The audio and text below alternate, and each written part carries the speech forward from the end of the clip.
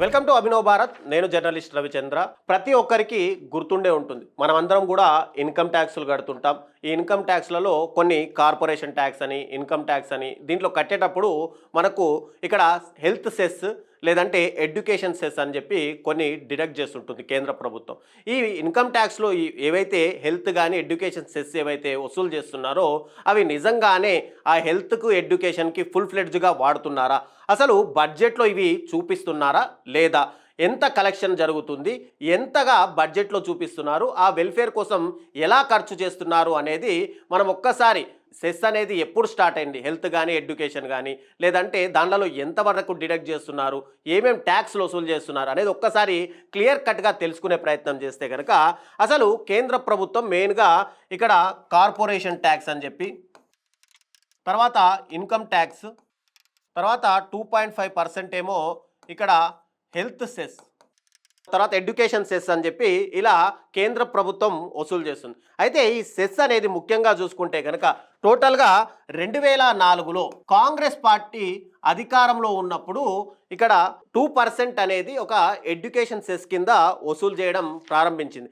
తర్వాత 2007లో అదే కాంగ్రెస్ పార్టీ అధికారంలో ఉన్నప్పుడు కేంద్రంలో ఇక్కడ దీన్ని 2% కాస్త 3%గా దీన్ని పెంచారు. తర్వాత 2018లో చూసుకుంటే కనుక ఎన్డీఏ గవర్నమెంట్ కేంద్రంలో అధికారంలోకి వచ్చిన తర్వాత ఈ 3%ని కాస్త 4% చేస్తూ దీంట్లో ఇంకొకటి అంటే ఇంతకుముందు కేవలం కాంగ్రెస్ పార్టీ అధికారంలో ఉన్నప్పుడు హెల్త్ సెస్ మాత్రమే అప్పుడు తీసుకునేవాళ్ళు. తర్వాత వీళ్ళు హెల్త్తో పాటు ఎడ్యుకేషన్ కూడా ఈ సెస్ల ప్రకారం చూసుకుంటే కనుక ఎంత కలెక్ట్ చేశారు, ఎలా కలెక్ట్ చేశారు అనేది చూస్తే ఒక్కసారిగా 2018లో 25,521.98 కోట్లేమో కార్పొరేషన్ ట్యాక్స్ కింద వసూలు చేస్తే ఇక ఇన్కమ్ ట్యాక్స్ కింద 17,793.05 కోట్లు ఇక్కడ ఇన్కమ్ ట్యాక్స్ మీద వసూలు చేశారు.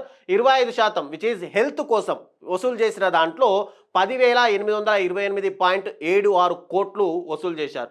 తర్వాత హెల్త్ సెస్ కింద కస్టమ్స్లో ఏమైనా తీసుకున్నారంటే ఏం లేదు.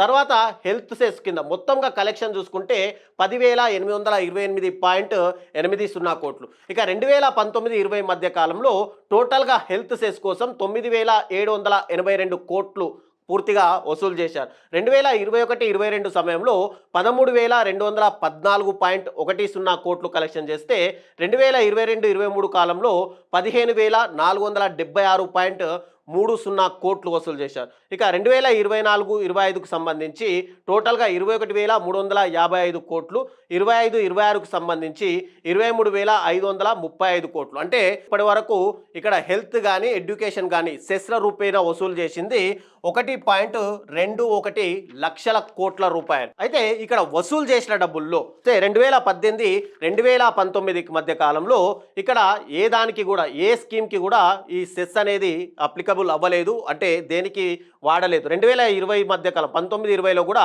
ఎందుకు వాడలేదు. తర్వాత 2020-21 మధ్యకాలంలో చూసుకుంటే కనుక దాదాపుగా 5,808.01 కోట్లేమో ఇక్కడ child health and health system strengthening కోసము ఇక్కడ దీన్ని అయితే ఖర్చు చేశారు. ఇక ఇన్ఫ్రాస్ట్రక్చర్ మెయింటైన్ కోసం 5,272.98 కోట్లు ఇక్కడ ఖర్చు చేస్తే ఇక human resources health and medical education కోసం 4,991.64 కోట్లు, ఆయుష్మాన్ భారత్ కోసం 2,425.91 కోట్లు, అంటే టోటల్గా మొత్తంగా 18,498 కోట్ల రూపాయలను అయితే ఖర్చు చేశారు. ఇక 2022-23 మధ్య కాలంలో 16,381 కోట్లు, తర్వాత 2024-25 సంవత్సరానికి చూసుకుంటే 7,543 కోట్లు, తర్వాత 25-25 మధ్యకాలంలో 26 మధ్యకాలంలో చూసుకుంటే ఇక్కడ child health and health system strengthening కోసం 3,373.12 కోట్లు ఖర్చు చేస్తే ఇన్ఫ్రాస్ట్రక్చర్ మెయింటైన్ కోసం 3,431 కోట్లు, తర్వాత human resources and health and medical education కోసం 1,475 కోట్లు ఖర్చు చేశారు. ఆయుష్మాన్ భారత్లో భాగంగా 9,400 కోట్ల రూపాయలు ఇక్కడ ఖర్చు చేశారు. అంటే టోటల్గా 17,678.74 కోట్ల రూపాయలు ఖర్చు చేశారు. అంటే ఒక్కసారి మనం ఇక్కడ గమనించుకోవచ్చు, ఇక్కడ వసూలు చేసిన దానిలకు వీళ్ళు ఖర్చు పెట్టిన దానికి ఎక్కడా కూడా మనకు పూర్తిగా వ్యత్యాసంగా అయితే కనిపిస్తుంది. తర్వాత గవర్నమెంట్ ఖచ్చితంగా బడ్జెట్లో మనము ప్రతిసారి ఏదైనా గవర్నమెంట్ ప్రతి సంవత్సరం ఒక బడ్జెట్ పెట్టి ఆ బడ్జెట్లో ఎంత దేనికి ఖర్చు చేస్తామనేది ఇక్కడ లెక్కలతో సహా చూపిస్తుంది. కాబట్టి ఆ బడ్జెట్ల ప్రకారం మనం చూసుకుంటే కనుక 2017-18 మధ్య కాలంలో టోటల్ బడ్జెట్ ఎక్స్పెండిచర్ 21,41,973 కోట్ల రూపాయల బడ్జెట్ వెళ్తే హెల్త్ అండ్ ఫ్యామిలీ వెల్ఫేర్ కోసం 51,382 కోట్లు, తర్వాత షేర్ ఆఫ్ టోటల్ ఎక్స్పెండిచర్ కింద 2.40 క్రోర్స్ పెట్టారు. తర్వాత హెల్త్ సెస్ స్పెంట్ ఏమైనా చేశారా అంటే ఆ సమయంలో ఎలాంటి బడ్జెట్లో కూడా దాన్ని పొందుపరచలేదు. తర్వాత హెల్త్ అండ్ ఫ్యామిలీ వెల్ఫేర్ కోసము ఏం ఖర్చు చేయలేదు. టోటల్గా ఇక్కడ హెల్త్ ఫ్యామిలీ వెల్ఫేర్ మైనస్ చూసుకుంటే అంటే పర్సెంటేజ్ వైజ్గా 2.40% మాత్రమే ఇక్కడ చూపిస్తున్నారు. తర్వాత 2018-19 కాలంలో కూడా టోటల్గా ఇక్కడ హెల్త్ సెస్కి కానీ లేదంటే health and welfare family welfare కోసం కూడా ఏం ఖర్చు చేయలేదు. ఇక 2023-24 మధ్య కాలంలో ఇక్కడ ఎన్డీఏ గవర్నమెంట్ సమయంలో టోటల్గా ఒక్కసారి మనం చూసుకుంటూ వస్తే ఇక్కడ 66,412 కోట్లేమో హెల్త్ అండ్ ఫ్యామిలీ వెల్ఫేర్ కోసం, హెల్త్ సెస్ కోసం ఏమో 16,382 కోట్లు. ఇలా పర్సెంటేజ్ వైజ్గా చూస్తే ఎక్కడైనా సరే 2017-18లో ఇక్కడ 2.40% ఉంటే ఇది పెరగాల్సింది పోయి రాను రాను పూర్తిగా మనం చూసుకోవచ్చు 2025-26 మధ్య కాలంలో అంటే 17-18 మధ్య కాలంలో 2.40% ఉంటే రాను రాను వీళ్ళకు పెట్టేది ఏదైతే వసూలు చేస్తున్న దానికి పర్సెంటేజ్ చూసి అంటే వసూలు చేసిన దానికి ఖర్చు చేసిన దానికి పర్సెంటేజ్ చూస్తే పూర్తిగా తగ్గుతూ వస్తుంది.